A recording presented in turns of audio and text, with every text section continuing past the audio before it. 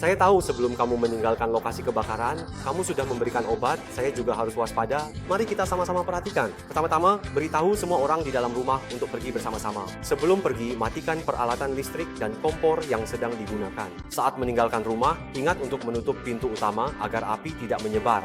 Kemudian, gunakan benda keras seperti kunci untuk memecahkan kaca alarm kebakaran di tangga, aktifkan alarm kebakaran. Ini adalah cara tercepat untuk memberitahu semua penghuni gedung bahwa telah terjadi kebakaran. Jika di sekitar Anda ada orang tua, lemah, atau penyandang disabilitas, sebisa mungkin bantu mereka untuk meninggalkan tempat. Ingat, saat evakuasi kebakaran, jangan pernah menggunakan lift. Gunakan tangga terdekat untuk keluar dari gedung, dan jangan saling dorong. Saat melarikan diri, jangan sampai membahayakan diri sendiri hanya demi mengambil barang-barang berharga. Namun jika situasi memungkinkan, ada beberapa barang yang disarankan untuk dibawa seperti kunci pintu rumah, agar jika semua jalur evakuasi tidak bisa digunakan, Anda bisa kembali ke rumah untuk berlindung dari api. Kedua adalah handuk basah yang bisa digunakan untuk menutupi mulut dan hidung saat menghadapi asap tebal, dan ketiga adalah ponsel yang bisa digunakan untuk meminta pertolongan jika terjebak. Dalam proses evakuasi, kita mungkin akan menghadapi berbagai situasi yang berbeda. Bagaimana sebaiknya kita merespons? Akan saya jelaskan pada episode berikutnya.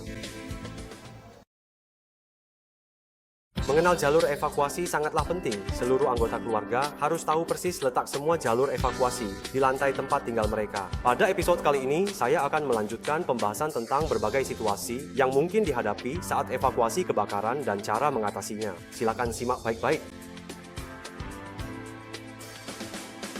Saat meninggalkan unit, sebaiknya membungkuk, dorong pintu tahan api sedikit, dan periksa apakah ada asap di luar pintu. Jika ada asap, segera lewati koridor dan cari tangga lain untuk evakuasi.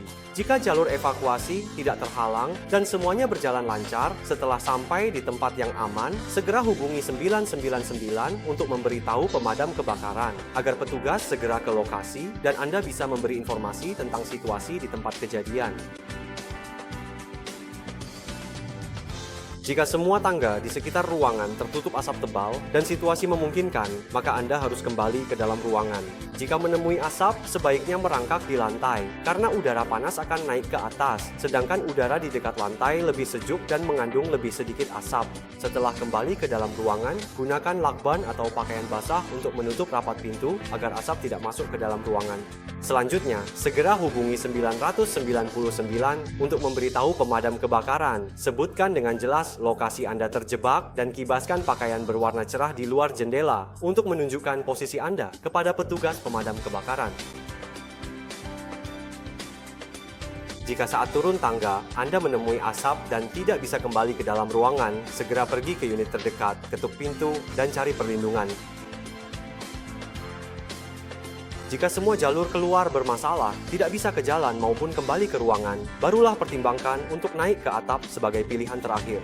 Namun, atap hanyalah tempat perlindungan sementara dan bukan tempat yang paling aman, karena asap dan api akan terus merambat ke atas. Jika sampai terhirup, itu sangat berbahaya.